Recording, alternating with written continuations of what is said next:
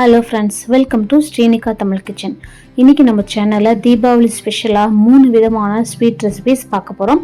என்ன ஸ்வீட்டு செய்கிறதுன்னு யோசிக்கிற நேரத்தில் கடைசி நிமிஷத்தில் டக்குன்னு ஒரு 1/2 ஹவருக்குள்ளேயே செஞ்சு முடிக்கிற மாதிரியான ஒரு 3 ஸ்வீட் ரெசிபிஸ் தான் பார்க்க போகிறோம். இதில் ஃபஸ்ட்டு பார்க்க போகிறது dry fruit kesari. Fruit kesari பண்ணுறதுக்கு நான் இன்றைக்கி இந்த கப்பில் தான் ரவை மெஷர் பண்ணியிருக்கேன். அதே கப்லேயே எண்ணெய் நெய் ரெண்டுமே மெஷர் பண்ணிக்கலாம். ஃபஸ்ட்டு 1/2 கப் அளவுக்கு ரிஃபைண்ட் ஆயில் சேர்த்துட்டு அதில் ஒரு 10 முந்திரி பருப்பை உடச்சி சேர்த்துட்டு கூடவே ஒரு 5 பாதாமை இந்த மாதிரி நீட்டை வாக்கில் ஸ்லைஸ் பண்ணி சேர்த்துட்டு அடுப்பை லோ ஃப்ளேமில் வச்சுட்டு நல்லா கோல்டன் கலரில் ரோஸ்ட் ஆகிற வரைக்கும் இதை ஃப்ரை பண்ணிக்கலாம். ஹை ஃப்ளேமில் வச்சுட்டா மேலே மட்டும் கலர் சேஞ்ச் ஆயிரும், உள்ள வரைக்கும் சரியாக ரோஸ்ட் ஆகாது. அதனால லோ ஃப்ளேமில் வச்சுட்டு பொறுமையாக இதை மிக்ஸ் பண்ணி விட்டுட்டே இருங்க. முந்திரி பாதாம் பாதி அளவுக்கு ரோஸ்ட் ஆனதுக்கு அப்புறமா இதில் ட்ரை கிரேப்ஸ் சேர்த்துக்கலாம். ட்ரை கிரேப்ஸ் டக்குன்னு கலர் மாறிடும், அதனால தான் முந்திரி பாதாம் பாதி ரோஸ்ட் ஆனதுக்கு அப்புறமா சேர்த்துக்கிறோம். பாருங்க, இது எல்லாமே நல்லா கோல்டன் கலர்ல வந்துருச்சு. இப்போ இதை தனியாக ஒரு பாத்திரத்தில் மாற்றி எடுத்து வச்சிடலாம். இப்போ அடுத்ததாக ரவையை இதில் சேர்த்துட்டு நல்லா வறுத்துக்கலாம். நான் இன்னைக்கு 1 கப் அளவுக்கு ரவை எடுத்திருக்கேன்.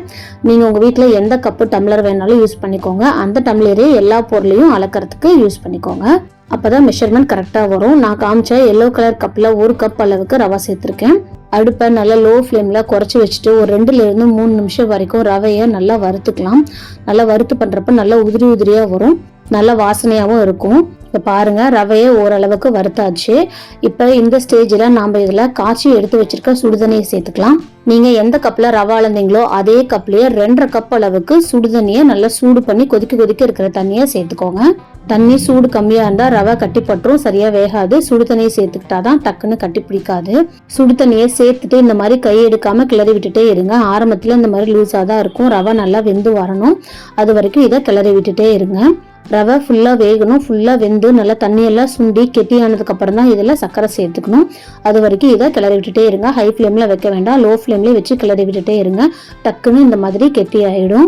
இப்போ பாருங்கள், நல்லா கெட்டியாக ஆரம்பிச்சிருச்சு. இப்போ பாருங்கள், ரவை ஓரளவுக்கு நல்லா கெட்டி ஆயிடுச்சு, தண்ணியெல்லாம் நல்லா சுண்ட ஆரம்பிச்சிருச்சு. இந்த மாதிரி 90% நல்லா சுண்டி வந்ததுக்கப்புறமா இதில் நம்ம ட்ரை ஃப்ரூட் சேர்த்துக்கலாம். ஒரு 5 செரி பழத்தை இந்த மாதிரி பாதியை கட் பண்ணி பாதி மட்டும் இதில் சேர்த்துக்கோங்க. அதே மாதிரி ஒரு 2 பேரிச்சம் பழத்தை இந்த மாதிரி நீட்டை வாக்கில் கட் பண்ணி சேர்த்துக்கோங்க. முன்னாடியே இது சேர்த்து கலர்றப்ப இதோட ஸ்வீட்னஸ் அந்த கேசரியில் நல்லா இறங்கும், அந்த ட்ரை ஃப்ரூட்டோட ஃப்ளேவரும் இதில் நல்லா இறங்கும். அதுக்காக தான் இந்த மாதிரி முன்னாடியே சேர்த்துக்கிறோம். இப்போ பாருங்கள், நான் சொன்ன மாதிரி ரவை நல்லா கெட்டி ஆயிடுச்சு, நல்லா உப்புமா பக்குவத்துக்கு வந்துருச்சு. இப்போ இதில் சர்க்கரை சேர்த்துக்கலாம். நான் எந்த கப்பில் ரவை அளந்தனோ அதே கப்லேயே 1.25 கப் அளவுக்கு சர்க்கரை சேர்த்துக்கிறேன். 1 கப் ரவைக்கு 1.25 அளவு சர்க்கரை. இது ட்ரை ஃப்ரூட் கேசரி அப்படிங்கறனால நம்ம சேர்த்துருக்கிற செர்ரி பழம் பேரிச்சம்பழத்திலேயே ஆல்ரெடி நேச்சுரலாக ஸ்வீட்னஸ் இருக்கும்.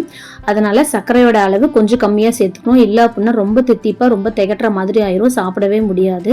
இப்போ சர்க்கரையை சேர்த்துட்டு அடுப்பை லோ ஃப்ளேம்லேயே வச்சுட்டு இந்த மாதிரி கிளறி விடுங்க. சர்க்கரையெல்லாம் நல்லா உருகி நல்லா லூஸ் ஆகி வந்துடும். நம்ம சுடு தண்ணி சேர்த்தப்ப எந்த பக்குவத்தில் இருந்துச்சோ அதே பக்குவத்துக்கு மறுபடியும் லூஸ் ஆகி வந்துடும். இது ஆனதுக்கு அப்புறமா நல்லாவே கெட்டியாயிடும், தண்ணியாட்டமே இருக்காது. இப்போ பாருங்க, நல்லா லூஸ் ஆகி இலகி வந்துருச்சு. அடுப்பை லோ ஃப்ளேம்லேயே வச்சுட்டு இன்னும் 2லிருந்து 3 நிமிஷம் இதை அப்படியே கிளறி விட்டுட்டே இருங்க.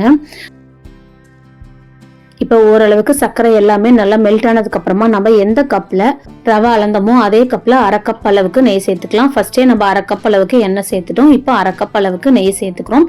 நம்ம எடுத்துருக்கிற 1/2 கப்பில் ஃபஸ்ட்டு 1/4 கப் அளவு மட்டும் நெய் சேர்த்துட்டு இந்த மாதிரி கிளறி விட்டுட்டே இருங்க. இந்த கேசரி அந்த நெய் எல்லாத்தையுமே நல்லா உறிஞ்சிரும், நல்லா கெட்டியாக நல்லாவே உறிஞ்சிரும். இப்போ பாருங்கள், நல்லா கிளறியாச்சு. இப்போ அடுத்ததாக இதில் 1/4 டீஸ்பூன் அளவுக்கு ஏலக்காய் தூள் சேர்த்துட்டு ஒரு பிஞ்ச் அளவுக்கு உப்பு சேர்த்துக்கோங்க. நல்லா அந்த இனிப்பை ஹைலைட் பண்ணி கொடுக்கும். சேர்த்துட்டு அதையும் நல்லா மிக்ஸ் பண்ணி விட்டுறலாம். இந்த ட்ரை ஃப்ரூட் கேசரிக்கு நம்ம கலர் பவுடர் எதுவுமே சேர்க்க தேவையில்லை, நேச்சுரல் கலர்லேயே அப்படியே அதோட ஒயிட் கலர்லேயே தான் இருக்கும். கலர் சேர்க்காம இருந்தால் தான் அந்த ட்ரை ஃப்ரூட்டோட கலர் நல்லா ஹைலைட் பண்ணி பார்க்கறதுக்கு நல்லா கலர்ஃபுல்லா இருக்கும். இப்போ நம்ம பேலன்ஸ் எடுத்து வச்சிருக்க 1/4 கப் நெய்யையும் இதுல சேர்த்துடலாம். பாருங்க, இந்த அளவு லூஸான கன்சிஸ்டன்சில இருக்கணும். இந்த ஸ்டேஜ்லயே நீங்க இறக்கிட்டீங்க அப்படின்னா ஆறுனதுக்கு அப்புறமா இது இறுகி வரதுக்கு கரெக்டா இருக்கும். இப்போ நம்ம வறுத்து எடுத்து வச்சிருக்கிற பாதாம், முந்திரி, கிஸ்மிஸ் எல்லாம் சேர்த்துட்டு இது கூடயே மேல இன்னும் 2 டேட்ஸை இந்த மாதிரி பொடியா கட் பண்ணி சேர்த்துக்கோங்க. என்னென்ன ட்ரை ஃப்ரூட் வேணுமோ எல்லாமே நீங்கள் சேர்த்துக்கலாம். நான் இதில் பாதாம், பிஸ்தா, முந்திரி, செர்ரி பழம், பேரிச்சம்பழம், டியூட்டி ஃப்ரூட்டி எல்லாமே சேர்த்துருக்கேன். எல்லாமே கொஞ்சம் கொஞ்சமான அளவில் 1 டீஸ்பூன் அளவுக்கு சேர்த்துக்கிட்டாலே போதும், ரொம்ப அதிகமாக வேண்டாம். நம்ம கம்மியான குவான்டிட்டியில் தான் செஞ்சுருக்கோம் அப்படிங்கிறனால கொஞ்சமாக சேர்த்தாலே சாப்பிட்றதுக்கு நல்லா ரிச்சாக இருக்கும். கடைசியாக இதில் 1 டீஸ்பூன் அளவுக்கு நெய் மட்டும் மேலே சேர்த்துட்டு இதை அப்படியே ஒரு 1/2 ஹவர்லேருந்து 1 ஹவர் அப்படியே மூடி வச்சிருங்க.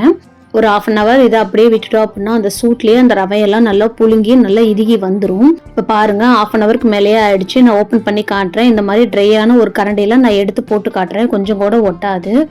இந்த ட்ரை ஃப்ரூட் கேசரிக்கு எசன்ஸு ஃப்ளேவர் எதுவுமே தேவையில்லை. நேச்சுரலாகவே ரொம்ப ஸ்வீட்டாக ரொம்ப ஃப்ளேவர்ஃபுல்லாக இருக்கும். எல்லா நட்ஸும் சேர்த்துருக்கனால கரண்டியில் எடுக்கும் போதே எவ்வளோ ஸ்மூத்தாக வலிக்கிட்டு வருது பாருங்கள். கரண்டியில் கொஞ்சம் கூட ஒட்டவே இல்லை. நம்ம இந்த அளவுக்கு நெய் எண்ணெய் ரெண்டுமே சேர்த்தா மட்டும்தான் இந்த அளவுக்கு ஸ்மூத்தாக வரும். நீங்கள் கரண்டியில் டச் பண்ணுறப்பே நல்லா ஸ்மூத்தாக வழுவழுன்னு அல்வா மாதிரி விழுகும். இந்த ட்ரை ஃப்ரூட் கேசரியை கண்டிப்பாக உங்கள் வீட்லேயும் ட்ரை பண்ணி பாருங்கள். ட்ரை பண்ணி பார்த்துட்டு எப்படி வந்துச்சுன்னு எனக்கு கமெண்ட்ஸில் சொல்லுங்கள். இதில் ரெண்டாவதாக பார்க்க போகிறது இன்ஸ்டன்ட் குலோப் ஜாமுன் மிக்ஸை வச்சு கொஞ்சம் கூட வெடிப்பு இல்லாமல் ரொம்ப குயிக்காக செய்கிற மாதிரியான ஒரு குலோப் ஜாமுன் ரெசிபி தான் பார்க்க போகிறோம். குலோப் ஜாமுன் பண்ணுறதுக்கு நான் இன்றைக்கி ஒரு பேக்கெட் அளவுக்கு இன்ஸ்டன்ட் குலோப் ஜாமுன் மிக்ஸ் எடுத்திருக்கேன். நீங்கள் எந்த பிராண்ட் வேணாலும் எடுத்துக்கலாம். இப்போ இதை கொஞ்சம் கொஞ்சமாக தண்ணி தெளித்து மிக்ஸ் பண்ணிக்கலாம். இதில் கட்டி எதாக இருந்தால் உடச்சி விட்டுட்டு லைட்டாக தண்ணி தெளித்து இதை பிசைஞ்சிக்கலாம். சப்பாத்தி மாவோட லூஸான பக்குவத்துக்கு இதை பிசைஞ்சிக்கலாம். ரொம்ப அழுத்தி கொடுத்து பிசைய வேண்டாம். மேலோட்டமாக இதை பிசைஞ்சாலே போதும். இந்த மாதிரி கலந்து விட்டுட்டே பிசைங்க. இதுக்கு தண்ணி அளவுன்னு எதுவுமே இல்லை. நல்லா லூஸான கன்சிஸ்டன்சியில் வர மாதிரி பிசைஞ்சிக்கோங்க. சப்பாத்தி மாவோட ஒரு ஸ்டெப் இலகின வாக்கில் இருக்கணும். இப்போ பாருங்கள் இந்த அளவுக்கு ஸ்மூத்தாக மிக்ஸ் பண்ணிக்கலாம். கையில் தொடும் பொழுது நல்லா ஈஸியாக உள்ளே போகணும். அப்போ தான் நம்ம உருண்டை பிடிக்கும் போது கொஞ்சம் கூட வெடிப்பு வராது. இப்போ அடுத்ததாக குலோப் ஜாமுனுக்கு தேவையான சக்கரை பாகு ரெடி பண்ணிக்கலாம். அது வரைக்கும் இதை அப்படியே ரெஸ்ட்டில் விட்டுருங்க. ஒரு 5 நிமிஷம் வரைக்கும் நல்லா ஊறட்டும். நம்ம கடையில் வாங்குற ஒரு பேக்கெட் அளவு குலோப் ஜாமுன் மிக்ஸுக்கு 400 கிராமிலிருந்து 500 கிராம் வரைக்கும் சுகர் தேவைப்படும். அவங்க சொல்கிற அளவில் நம்ம சக்கரை பாகு ரெடி பண்ணால் ரொம்ப தித்திப்பாக இருக்கிற மாதிரி இருக்கும். 500 கிராம் அளவுக்கு கரெக்டாக இருக்கும். அதுக்கு மேலே வேண்டாம். 500 கிராம் சர்க்கரைக்கு 500 ml தண்ணி சேர்த்துட்டு இந்த மாதிரி நல்லா சக்கரை பாகு கரையிற வரைக்கும் இதை கொதிக்க வச்சிடலாம். சக்கரை பாகு ரொம்ப கம்பி பதம் வரணும்னு தேவையில்லை. கையில் அந்த பிசுபிசுப்பு தன்மை ஒட்டினாலே போதும். ஒரு 5 நிமிஷம் நல்லா கொதிச்சதுக்கு அப்புறமா இதில் ஏலக்காய் தூள் சேர்த்துட்டு நல்லா ஒரு டைம் மிக்ஸ் பண்ணி விட்டுருங்க. இதில் உங்களுக்கு வேணும் அப்படின்னா நீங்கள் ரோஸ் எசன்ஸ் கூட சேர்த்துக்கலாம். நல்லா ஃப்ளேவர்ஃபுல்லாக இருக்கும். இப்போ பாருங்கள் சக்கரை எல்லாமே ஃபுல்லாக கரைஞ்சிருச்சு. சக்கரை பாகு ரெடியாக இருக்குது. இது அப்படியே ஒரு மூடி போட்டு மூடி வச்சுருங்க. இப்போ அடுத்ததாக குலோப் ஜாமுன் ஃப்ரை பண்ணுறதுக்கு உள்ளங்கையில் கொஞ்சமாக இந்த மாதிரி நெய் இல்லை எண்ணெய் ஏதாச்சும் தடவிக்கோங்க. தடவிட்டு உங்களுக்கு எந்த சைஸில் குலோப் ஜாமுன் வேணுமோ அந்த சைஸை விட பாதி சைஸில் மாவு இருக்கிற மாதிரி இந்த மாதிரி உருண்டை பிடிச்சிக்கோங்க. ஏன்னா நம்ம எண்ணெயில் ஃப்ரை பண்ணி இன்னும் சுகர் சிரப்பில் போடுறப்ப குலோப் ஜாமுன் இன்னுமே டபுள் த சைஸில் பெருசாகி வரும். அதனால் சின்ன சைஸ் பால்ஸாக நீங்கள் உருண்டை பிடிச்சிட்டா இதை ஃப்ரை பண்ணி எடுக்கிறது கரெக்டாக இருக்கும். ஃபஸ்ட்டு அழுத்தம் கொடுத்த மாதிரி உருண்டை பண்ணிவிட்டு அப்படியே மேலோட்டமாக இதை ரிலீஸ் பண்ணிகிட்டே வந்தீங்க அப்படின்னா அழகாக பால் ஷேப்பில் வந்துடும். எந்த ஒரு கிராக்குமே இருக்காது. ஸ்டார்டிங்கில் நல்லா டைட்டாக அழுத்தி உருண்டை பிடிச்சிட்டு அப்படியே ரிலீஸ் பண்ணிகிட்டே வாங்க. கரெக்டாக இந்த மாதிரி பால் ஷேப்பில் வந்துடும். மாவு நல்லா லூஸாக பிசையணும். டைட்டாக பிசைஞ்சிட்டோம் அப்படின்னா எண்ணெயில் ஃப்ரை பண்ணும்போது கிராக் விழுந்துடும். இப்போ ஒரு பேட்ச் தேவையான அளவுக்கு மாவை நம்ம உருண்டை பிடிச்சி வச்சுக்கலாம். இப்போ பாருங்கள் இந்த மாதிரி நான் ஒரு 10லிருந்து 15 பீஸ் வரைக்கும் உருண்டை பிடிச்சிட்டு ஃபஸ்ட்டு அதை மட்டும் ஃப்ரை பண்ணிக்க போகிறேன். ஃப்ரை பண்ணுறதுக்கும் எண்ணெய் ஓரளவு சூடாக இருக்குது. எண்ணெய் சுத்தமாக சூடே இல்லாமல் இருக்கக்கூடாது. ஓரளவுக்கு இந்த பால் சேர்த்தோடனே அது நல்லா பொரிஞ்சு மேலே வரணும். சரியாக சூடாக இல்லை அப்படின்னா டக்குன்னு வெடிப்பு வந்துடும். அதனால் ஓரளவுக்கு மீடியம் ஹீட்டில் இருக்கிற மாதிரி பார்த்துக்கோங்க. ரொம்ப லோ ஹீட்டில் வேண்டாம். இப்போ நம்ம ரெடி பண்ணி வச்சுருக்க குலோப் ஜாமுன் பால்ஸை இதில் சேர்த்துட்டு கரண்டியை இந்த மாதிரி சைடு பக்கமாக சுத்தின வாக்கில் நம்ம மிக்ஸ் பண்ணிகிட்டே இருக்கணும். நடுவில் மிக்ஸ் பண்ணால் கரண்டி பட்டு குலோப் ஜாமுன் வெடிக்கிறதுக்கு வாய்ப்பு இருக்குது. அதனால் இந்த மாதிரி சைடு வாக்கில் சுற்றி விட்ட மாதிரி கலந்து விட்டுட்டே இருங்க. அப்போ தான் எல்லா பக்கமும் ஈவனாக ஒரே மாதிரி கலரில் நல்லா செவந்து வரும். இப்போ பார்த்தீங்க அப்படின்னா எல்லா குலோப் ஜாமுனுமே நல்லா மேலே மிதந்து வந்திருக்கு. சரியான ஹீட்டில் இருக்க எண்ணெய். இதே ஃப்ளேமில் இதே ஹீட்லேயே வச்சு இதை அப்படியே ஃப்ரை பண்ணிகிட்டே இருங்க. எண்ணெயில் ஃப்ரை பண்ணுறப்ப இதோட சைஸு கொஞ்சம் பெருசாகுது பாருங்கள். அதனால் மீடியம் சைஸில் நம்ம உருண்டை பிடிச்சாலே கரெக்டாக இருக்கும். அதே மாதிரி குலோப் ஜாமுன் ஃபுல்லாக ஃப்ரை பண்ணி முடிக்கிற வரைக்குமே அடுப்பை மீடியம் ஹீட்டில் இருக்கிற மாதிரி பார்த்துக்கோங்க. ரொம்ப ஹை ஃப்ளேமில் வச்சுட்டோம் அப்படின்னா மேலே மட்டும் கலர் சேஞ்ச் ஆயிரும். உள்ளே சரியாக வெந்திருக்காது. அதனால் மீடியம் ஹீட்டில் வச்சு இதை பொறுமையாக ஸ்லோவாக எல்லா பக்கமுமே மிக்ஸ் பண்ணி விட்டுட்டே இருந்தோம் அப்படின்னா கரெக்டாக ஈவனாக எல்லா பக்கமும் கலரும் வரும். உள்ள வரைக்குமே நல்லா வெந்திருக்கும். பாருங்கள் நல்லா லைட் கோல்டன் கலரில் வர ஆரம்பிச்சிருக்கு. இது இன்னுமே நல்லா டார்க் ப்ரௌன் கலரில் வரணும். இந்த மாதிரி சுற்றி விட்டுட்டே ஃப்ரை பண்ணுங்கள். அப்போ தான் கரெக்டாக எல்லா பக்கமுமே கலர் ஈவனாக வரும். இப்போ பாருங்கள் நான் எடுத்து காமிக்கிறேன். எல்லா குலோப் ஜாமுனும் ஒரே மாதிரி ஈவன் கலரில் வரணும். இன்னும் கொஞ்சம் நேரம் ஃப்ரை பண்ணி இன்னும் கொஞ்சம் டார்க் கலரில் ஃப்ரை பண்ணிக்கலாம். ஏன்னா நம்ம சுகர் சிரப்பில் சேர்த்த உடனே குலோப் ஜாமுன் இன்னும் கொஞ்சம் பெருசாகும். ஆல்ரெடி லைட் கலரில் நம்ம ஃப்ரை பண்ணியிருந்தோம்னா சுகர் சிரப்பில் சேர்த்தோன்னே இன்னுமே லைட் கலரில் வந்துடும். அதனால் நல்லா ஃப்ரை பண்ணும்போது நல்லா டார்க் ப்ரௌன் கலர் வர வரைக்கும் ஃப்ரை பண்ணிக்கோங்க. இதே மாதிரி எல்லா பேட்சையும் ஃப்ரை பண்ணி இந்த மாதிரி நம்ம ரெடி பண்ணி வச்சுருக்க சுகர் சிரப்பில் சேர்த்துடலாம். இந்த மாதிரி சேர்த்துட்டு இதை நல்லா ஒரு 1 ஹவர்லேருந்து 2 ஹவர் வரைக்கும் ஊற விடுங்க. அப்போதான் ஸ்லோவாக அந்த சுகர் சிரப் எல்லாத்தையும் அப்சர்வ் பண்ணி அப்போதான் உள்ள வரைக்கும் அந்த சுகர் சிரப் நல்லா இறங்கி இருக்கும். உங்களுக்கு உடனே 10 நிமிஷத்துல வேணும் அப்படின்னா சூடாக இருக்கிற சுகர் சிரப்லேயே டைரெக்டாக குலோப் ஜாமுனை ஃப்ரை பண்ணி அப்படியே சேர்த்துருங்க. சீக்கிரமே ஊறி வந்துடும். இப்போ பாருங்க, நான் ஒரு 1 ஹவர் வரைக்கும் அப்படியே விட்டுட்டேன். இது பொறுமையாக நல்லா சுகர் சிரப்பை நல்லா அப்சர்வ் பண்ணி நல்லா பெரிய சைஸில் வந்திருக்கு. நான் சில குலோப் ஜாமுன் பெரிய சைஸ்லேயே ஃப்ரை பண்ணி சேர்த்துருக்கேன். அதனால 1-2 பீசஸ் மட்டும் கொஞ்சம் பெருசாக இருக்குது. அவ்வளோதான், நம்மளோட குலோப் ஜாமுன் ரொம்பவே பக்காவாக ரெடி ஆகிடுச்சு. வீட்டில் உள்ள இன்ஸ்டன்ட் குலோப் ஜாமுன் மிக்ஸை வச்சு ரொம்ப பர்ஃபெக்டாக நம்ம ரெடி பண்ண முடியும். இப்போ அடுத்ததான் நம்ம பார்க்க போகிற ரெசிபி ஸ்வீட் பூந்தி. ஸ்வீட் பூந்தியுமே ரொம்ப சீக்கிரமாக டக்குன்னு ஒரு 1/2 ஹவர்க்குள்ளேயே செஞ்சு முடிச்சிடலாம். பூந்தி பண்ணுறதுக்கு ஃபஸ்ட்டு நம்ம கடலை மாவை ரெடி பண்ணிக்கலாம். நான் இன்றைக்கி இந்த கப்பை மெஷரிங் கப்பாக யூஸ் பண்ணியிருக்கேன். இதே கப்பை தான் சக்கரை அளக்கிறதுக்கு யூஸ் பண்ணியிருக்கேன். ஃபஸ்ட்டு இந்த கப்பில் 1 கப் அளவுக்கு கடலை மாவை இந்த மாதிரி நல்லா ஜலிச்சு எடுத்துக்கலாம். நல்லா மேலே வரைக்கும் இந்த மாதிரி குமிச்ச மாதிரி எடுத்துக்கோங்க. ஃபுல்லாக இருக்கணும், தலை தட்டின மாதிரி எடுக்கக்கூடாது. நல்லா குமிச்ச மாதிரி எடுத்துக்கோங்க. இந்த மாதிரி ஜலிச்சு சேர்க்குறப்ப கொஞ்சம் கூட நம்ம மாவு கரைக்கிறப்ப கட்டி எதுவுமே இருக்காது. இப்போ இதில் ஒரு பிஞ்ச் அளவுக்கு ஃபுட் கலர் சேர்த்துக்கலாம். நல்லா பிரைட் எல்லோ கலர் கொடுக்கும். இது கூடவே ஒரு பிஞ்ச் அளவுக்கு பேக்கிங் சோடா சேர்த்துட்டு இது எல்லாத்தையும் நல்லா ஒரு டைம் மிக்ஸ் பண்ணி விட்டுறலாம். பேக்கிங் சோடா சேர்க்குறப்ப பூந்தி ஃப்ளாட் ஆகாது, நல்லா உப்பு நமக்குலேயே இருக்கும். இப்போ இது எல்லாத்தையும் மிக்ஸ் பண்ணியாச்சு. இப்போ இதில் கொஞ்சம் கொஞ்சமாக தண்ணி சேர்த்துட்டு தோசை மாவு கன்சிஸ்டன்சிக்கு இதை கலந்துக்கலாம். பர்ஃபெக்டான தண்ணி அளவுன்னு எதுவுமே இல்லை. நம்ம வாங்குற கடலை மாவை பொறுத்து தான் தண்ணியோட அளவு மாறும். அதனால கொஞ்சம் கொஞ்சமாக இந்த மாதிரி சேர்த்து மிக்ஸ் பண்ணிக்கோங்க. தோசை மாவு பக்குவத்துக்கு ரொம்ப தண்ணியாட்டமும் போயிடக்கூடாது, அப்புறம் பூந்தி நிறைய எண்ணெய் குடிச்சிரும். பாருங்க, இந்த அளவுக்கு ஓரளவு கெட்டியான தோசை மாவு பக்குவத்தில் இருக்கணும். இப்போ அடுத்ததாக சர்க்கரை பாகு ரெடி பண்ணிக்கலாம். அதுக்கு ஒரு ஆழமான பாத்திரத்தில் 3/4 கப் அளவுக்கு சர்க்கரை சேர்த்துக்கலாம். நல்லா 1 கப் குமிச்சி எடுத்த கடலை மாவுக்கு 3/4 கப் அளவு சர்க்கரை கரெக்டாக இருக்கும்.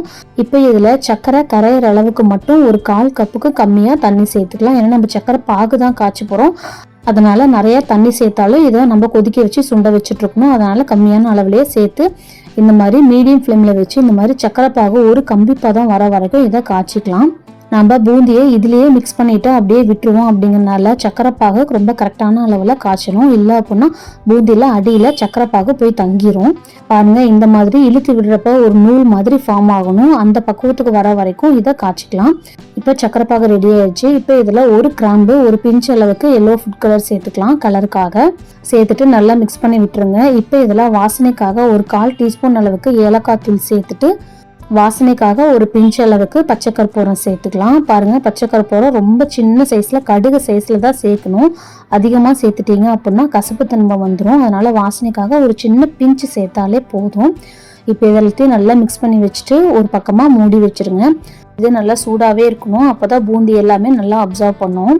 இப்போ இது அப்படியே இருக்கட்டும். இப்போ அடுத்ததாக பூந்தி ஃப்ரை பண்ணிக்கலாம். பூந்தி ஃப்ரை பண்ணுறதுக்கு ஒரு கடாயில் எண்ணெய் சேர்த்துட்டு எண்ணெய் நல்லா சூடாக இருக்கணும்.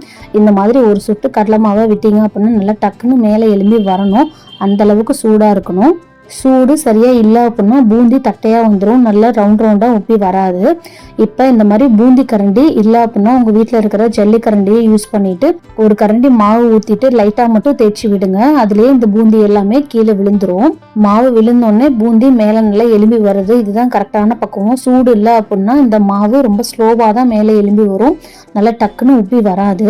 ரொம்ப அதிகமாகவும் ஊற்றிட வேண்டாம், பொரியறதுக்கு இடம் இருக்காது. அதனால கொஞ்சம் கொஞ்சம் பேட்சாக இதை ஃப்ரை பண்ணி எடுத்துக்கோங்க. இந்த மாதிரி பூந்தி ஃப்ரை பண்ணுறதுக்கு ரொம்ப நேரம் ஆகாது, ஒரு 30 செகண்ட் இருந்தாலே போதும். ஒரு பேட்ச் மாவை ஊற்றி முடிச்சுட்டு ஒரு 10-15 செகண்ட் இதை வேக வச்சாலே போதும். அதுக்கு மேலே ரொம்ப முறுமுறுன்னு வேக தேவையில்லை, உள்ள வரைக்கும் மாவு வெந்தாலே போதும். இப்போ பாருங்க, பூந்தி ஃப்ரை ஆயிடுச்சு. ரொம்ப முறுமுறுன்னு வரக்கூடாது, நல்ல சாஃப்டான பக்குவத்தில் தான் இருக்கும். அப்போ தான் பூந்தியும் சாஃப்டாக வரும். இப்போ இதை அப்படியே எடுத்துடலாம். இதே மாதிரி மற்ற பேட்சும் நம்ம ஃப்ரை பண்ணிக்கலாம். அடுத்தடுத்த பேட்ச் ஃப்ரை பண்ணுறதுக்கு முன்னாடி அந்த கரண்டியோடைய பின்னாடி பகுதியை இந்த மாதிரி நல்லா தொடச்சி விட்டுட்டு ஃப்ரெஷ்ஷாக மாவு ஊற்றி ஃப்ரை பண்ணுங்கள். இந்த மாதிரி பண்ணுறப்போ ஒரு பேட்ச் பூந்தியும் நல்லா ரவுண்டாக வரும், இந்த வால் மாதிரி ஃபார்ம் ஆகாது.